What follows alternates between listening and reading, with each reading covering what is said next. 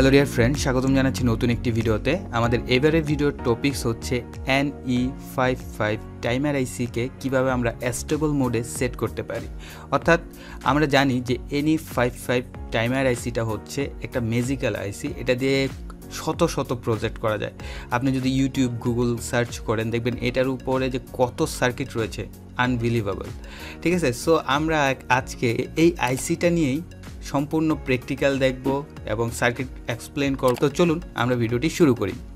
তো এখানে আমরা দেখতে পাচ্ছি যে সার্কিটটা, আমি এই সার্কিটটাকে জাস্ট আমি আমার মন মতো করে সাজিয়ে নিয়ে কাগজে ড্র করে দেন আপনাদের সাথে প্র্যাকটিক্যাল সিমুলেশনটা শেয়ার করবো। অলরাইট, সো ওই সার্কিট দেখে ভাববেন না যে এটা ওইটা আলাদা কোনো সার্কিট, জাস্ট ওইটা আমার মন মতো করে সাজিয়ে নিয়েছি, একই ইকুইপমেন্ট, সব কিছু একই।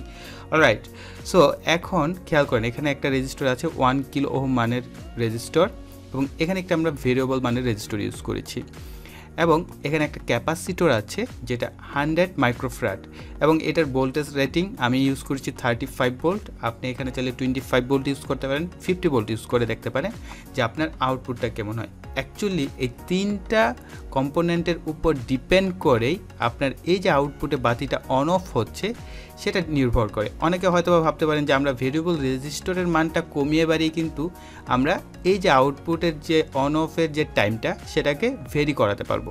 এই যে এখানে একটি ক্যাপাসিটর রয়েছে, এই ক্যাপাসিটরের ভোল্টেজের উপর এবং এটার যে মাইক্রোফ্যারাড ভ্যালু রয়েছে এটার উপরও এটার আউটপুটটা অনেকাংশে ডিপেন্ড করে।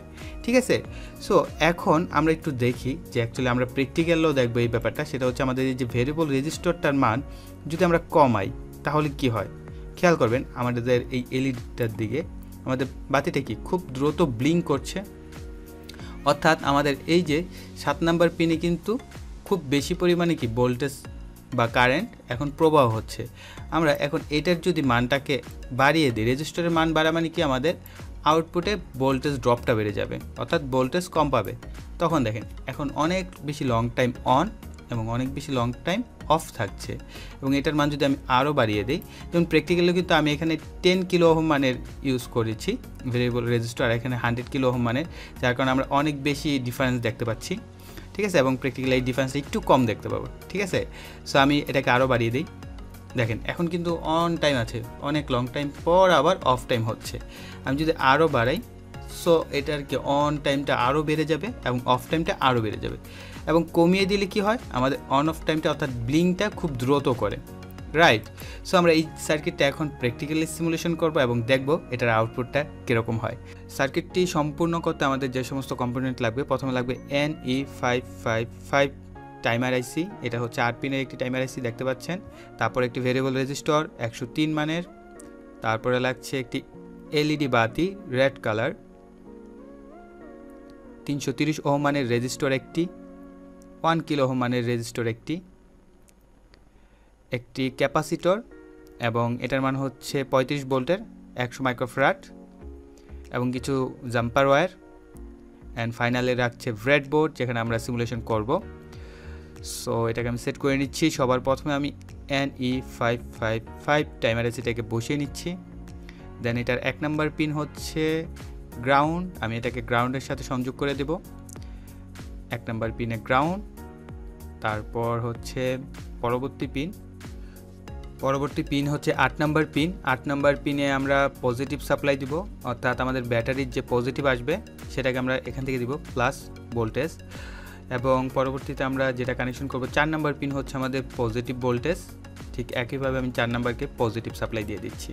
তারপর আমরা এলইডি সংযোগ করব 3 নাম্বার পিনে, এলইডির পজিটিভ এক প্রান্তে এবং এলইডির অপর প্রান্ত আরেক জায়গায় আমি নিয়ে নিলাম, এবং এলইডির অপর প্রান্ত অর্থাৎ নেগেটিভ টার্মিনাল থেকে একটি 330 ওহম মানের রেজিস্টর হয়ে গ্রাউন্ডের সাথে সংযোগ করে দিব। অলরাইট, তারপর হচ্ছে 2 এবং 6কে আমরা শর্ট করে দিব।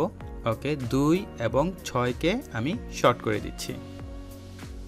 তারপর আমি ভেরিয়েবল রেজিস্টরটাকে সেট করে নিলাম। ভেরিয়েবল রেজিস্টরের এক প্রান্ত থেকে আমাদের চলে আসবে 7 নাম্বার পিনে, সো আমি এখান থেকে 7 নাম্বার পিনে সংযোগ করে দিচ্ছি আইসির।